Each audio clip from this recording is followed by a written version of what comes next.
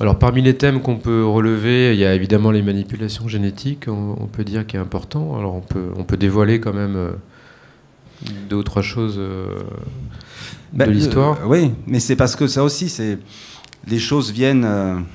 souvent, il y a une image, souvent il y a un texte. Alors le texte, j'ai parlé du texte fondateur, on va dire, de l'album qui est le prologue. Mais en même temps que ce texte venait aussi une image, j'avais l'image d'un homme et d'un dauphin, ou d'hommes et de femmes pouvant sortir d'un dauphin dans une espèce de morphing, d'opération absolument absurde, mais qui, moi, je considère comme... qui est présenté là-dedans comme scientifiquement parfaitement plausible.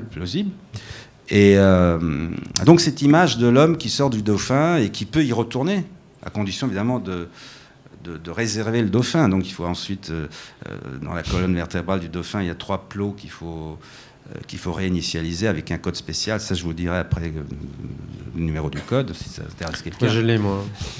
Et ensuite, là, bon, évidemment, le dauphin se césarise, devient une espèce de lingot comme ça, très compact, et qu'il faut mettre dans un congélateur, moins 18 degrés, pour le réserver pour une utilisation future. Bon, donc ça, c'est une image que j'avais, et je l'ai testé, je l'ai dessiné, j'y ai cru, ça m'a plu, je me suis dit c'est bon, je garde cette idée-là. Donc c'est comme ça que ça se fait souvent, c'est pas... comme je suis débarrassé par ce décalage du réel, parce que c'est quand même assez réaliste, l'histoire elle est assez réaliste en fin de compte, mais ce décalage dans le temps me permet d'aller vers certaines aberrations qu'on ne peut pas traiter de manière réaliste dans quelque chose qui serait purement contemporain. Donc ça, c'est ce qui me plaît, moi, dans cet exercice, c'est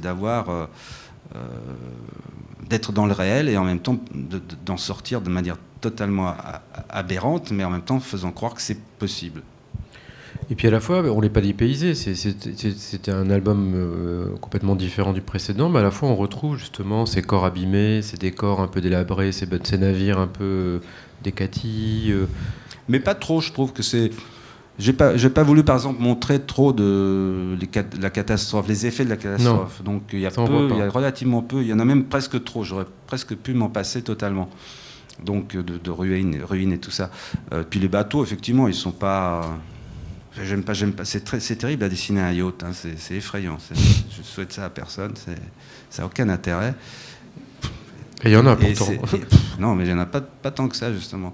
Donc c'est pour ça qu'à bout d'un moment, ils deviennent un peu fantôme. Un peu fantomatique, ouais. Mais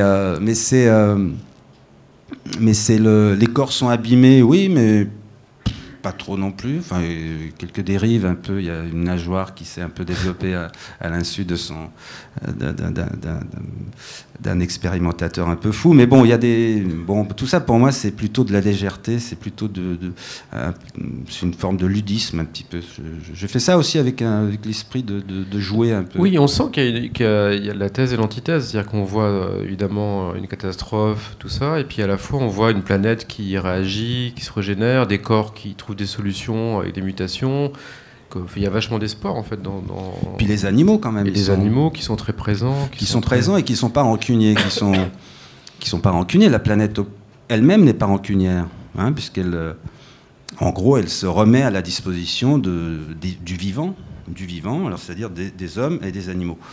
Et alors, il y a eu des chambardements. Est-ce que c'est dans la tête d'un des personnages ou est-ce que c'est vrai? Est-ce qu'il est vrai que l'hémisphère sud a un peu basculé, que l'Annapurna et le Mont Blanc soient son voisin? Est-ce que c'est possible? Bon, pour moi, c'est vrai. Pour moi, la planète a réorganisé les choses autrement. Mais on peut penser aussi que c'est dans la tête du personnage. Alors, est-ce qu'il y a un cousinage entre Optus Warhol et Frank Bacon, à part le nom qui les relie à des...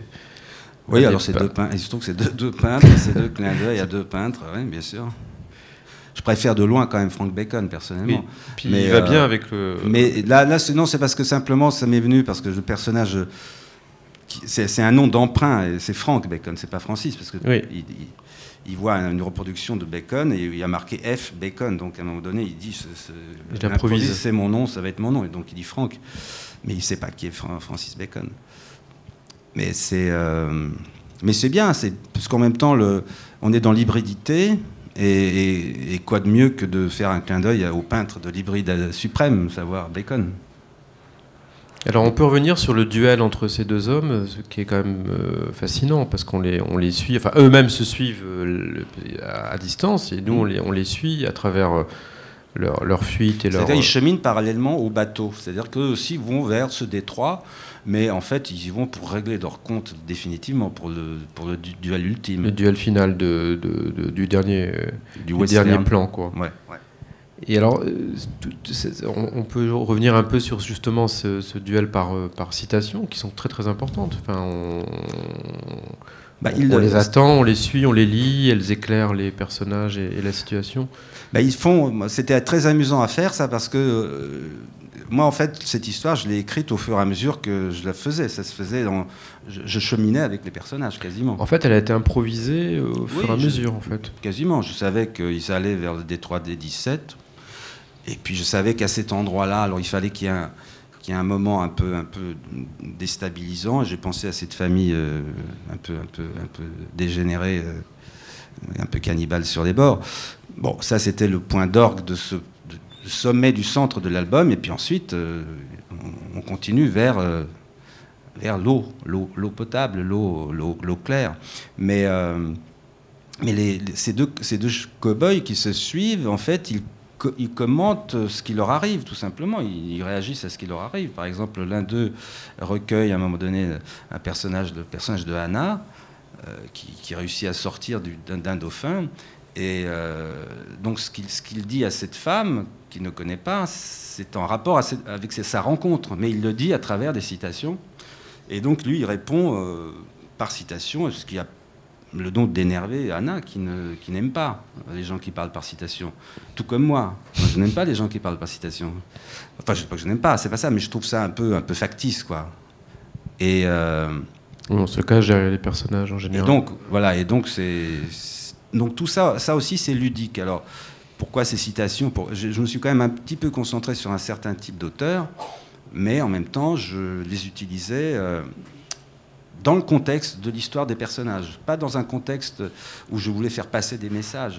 Ce qui comptait, c'était qu'il y ait de l'esprit, mais simplement lié et provoqué par l'histoire elle-même. Alors, tu disais que tu improvisais l'histoire en l'écrivant. Est-ce que tu savais que ce serait un album one-shot, comme on dit, d'un seul tome? Ou est-ce qu'on peut espérer qu'il y ait une suite? Non, il n'y aura pas une suite avec ces personnages-là, mais il y aura c'est une thématique qui est forte et que là je n'ai fait qu'aborder. Donc il y a d'autres éléments de cette thématique que je peux traiter, que j'ai envie de traiter, y compris techniquement par cette technique-là. Mais ça changera, ça sera différent. Peut-être que le papier ne sera pas le même, c'est sûr même. Le papier ne sera pas le même et les personnages seront différents. Donc réellement, les personnages qui sont dans cette histoire sont, pour moi, comme dans un western, sont en train de vivre leur vie. Pour ceux qui ont survécu. Bon, il y a ceux qui sont morts, mais il y a ceux qui continuent. Parce qu'à la fin, finalement, les couples se sont formés. Il y a 3 couples il y a 4 couples en fait, en comptant les 2 cow-boys qui se sont affrontés, mais sinon il y a les 3 autres couples qui se sont formés. Il y aura peut-être un remake. Alors donc, par contre, il y aura une adaptation en animation, peut-être. Peut-être. Là aussi, on travaille sur un concept assez inédit. Ce ne serait pas une animation traditionnelle, classique. Donc on essaie on fait des tests, on voit comment ça peut fonctionner. Alors, c'est un album de transition, j'imagine, puisque il va t'amener vers autre chose. Est-ce qu'on sait déjà vers quoi C'est un album qui a amorcé une transition qui va se poursuivre sur un opus ou un deuxième opus, et peut-être un troisième, mais avant d'attaquer autre chose, je ne sais pas, ou peut-être que j'attaquerai autre chose parallèlement à ça, mais j'ai envie de continuer dans cette... J'ai pas fini avec le dessin, là, c'est une... Et puis quand même, plus de 12 ans de peinture, ça mérite bien 3-4 ans de dessin.